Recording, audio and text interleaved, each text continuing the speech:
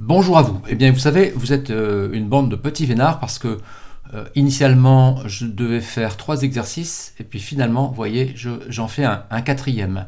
Donc ce quatrième exercice, il est un petit peu plus complexe et on va donc forcément, bien sûr, on est toujours dans le thème de l'outil intersection et on va voir comment utiliser cet outil dans ce cas de figure particulier. Nous sommes ici en présence de plusieurs corps volumiques et d'un corps surfacique. Le corps surfacique, le voici. D'accord ? Pour bien comprendre tous les corps volumiques que j'ai créés, je vais tout simplement remonter dans l'arbre de création ici pour vous montrer le premier corps volumique qui est un simple cube.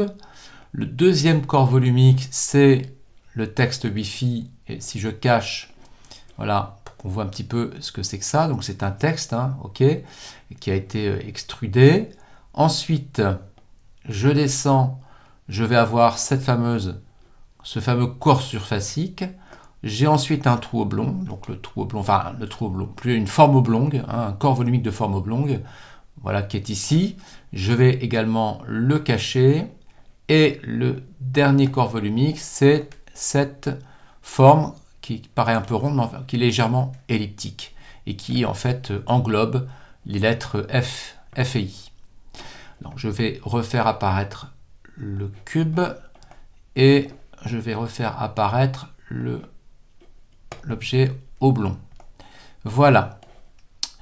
Une fois qu'on a compris un petit peu tout ça, alors les lettres, vous voyez, Wi-Fi, ici, j'ai extrudé vers le bas, j'ai fait une extrusion dans la direction 2, j'ai fait une très légère extrusion pour que les lettres dépassent légèrement de tout ça. Je vais maintenant, bien sûr, cliquer sur l'outil intersection et je vais aller désigner tous les corps volumiques. Alors, il y a des corps volumiques, on va pouvoir cliquer sur ces corps volumiques assez facilement directement dans l'interface. Donc ici, vous voyez, par exemple, là, il ne me prend pas la partie oblongue, donc c'est pas grave, je vais aller la chercher dans l'arbre de création qui est ici. Donc je vais cliquer là-dessus, donc vous voyez, il prend en compte. Je vais cliquer sur l'outil ellipse et je vais cliquer sur toutes ces lettres ici, comme ceci. Et c'est pour ça que je les ai légèrement fait dépasser pour que je puisse les sélectionner plus facilement. Donc là, j'ai sélectionné tous les corps, qu'ils soient volumiques ou surfaciques, qui vont intervenir dans mon travail d'intersection. J'ai coché créer les deux, je clique sur intersection et si vous avez suivi les 3 premiers exos, eh bien vous savez que cela va éditer un tableau dans lequel on va retrouver un certain nombre de régions. Ici, je suis positionné sur afficher les régions incluses. Donc actuellement, donc, toutes les régions sont incluses. Je pourrais par exemple n'afficher que par exemple les régions incluses et exclues. Je pourrais afficher que les régions exclues, d'accord. Bon, moi je reste dans ce choix ici et je vais aller cliquer sur les régions qui ne m'intéressent pas. Donc moi ce qui ne m'intéresse pas c'est ça. Ce qui ne m'intéresse pas c'est ce volume là qui a été créé ici.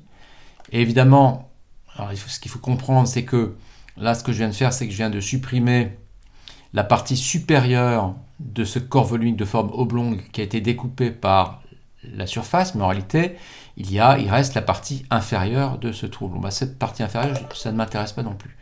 Donc, je la supprime, d'accord ? Et ensuite, ce que je vais faire, c'est que je vais supprimer la partie qui dépasse ici, de cette forme elliptique. Je vais supprimer cette partie-là, cette partie-là, cette partie-là, cette partie-là. Voilà. Même chose pour ce qui dépasse ici. Je supprime tout ça. Et c'est là où c'est assez génial avec cet outil d'intersection, c'est que maintenant, je vais automatiquement créer un creux pour la lettre F et pour la lettre I à l'intérieur, vous voyez, de cette forme elliptique.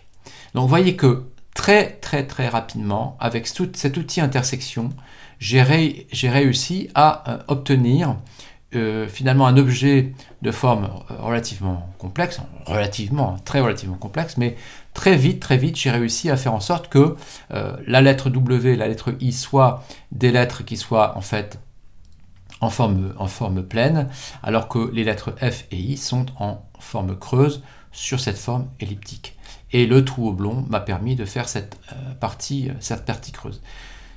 Donc je pense que là, on a vraiment un très bel exemple de l'utilisation de cet outil et de l'intérêt d'utiliser cet outil. Je vais naturellement ici cocher « Consommer les surfaces » parce que j'ai une surface, d'accord, j'ai un corps surfacique qui m'a été nécessaire. Donc je décoche ça pour que cette surface n'apparaisse pas au moment où je vais valider. Donc je vais valider cette forme et voilà, j'obtiens mon objet sur lequel naturellement je pourrais maintenant travailler. Je pourrais très bien décider d'aller créer des congés sur les arêtes qui m'intéressent. Mais donc voilà ce dernier exercice sur l'outil intersection. Je ne pense pas avoir été trop vite. De toute façon, vous pouvez stopper votre vidéo quand vous le souhaitez pour pouvoir suivre l'exercice à votre rythme si vous voulez. J'espère que ces 4 exercices vous auront été utiles. N'hésitez pas naturellement à me laisser des commentaires positifs. J'espère qu'ils seront positifs parce que je fais tout ça en fait pour vous.